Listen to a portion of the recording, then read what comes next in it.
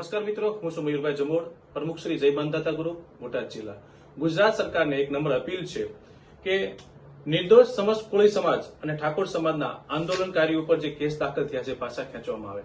જેમ કે કોટડાની અંદર અંદાજિત 105 લોકો પર કેસ દાખલ થયા હતા, વેશ્યાની અંદર અંદાજિત 92 લોકો પર કેસ દાખલ થયેલા છે, હળદરની અંદર અંદાજિત 87 લોકો પર કેસ દાખલ થયા છે, જ્યારે લાઠીની અંદર અંદાજિત 31 લોકો પર કેસ દાખલ થયા છે, માંગરોળની અંદર 5 નામજોગ અને 150 ટોળા ઉપર કેસ દાખલ થયા છે, જ્યારે સુરતની અંદર 150 જેવા લોકો પર કેસ દાખલ થયા છે.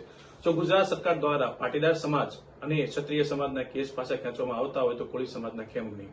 આગામી દિવસોની અંદર સીએમ સાહેબને રજૂઆત કરવામાં આવશે કે ભાઈ કોળી સમાજના કેસ પાછા ખેંચવામાં આવે, સાથોસાથ ઠાકોર કોળી વિકાસ નિગમની અંદર વસ્તીના આધારે બજેટ પણ આપવામાં આવે.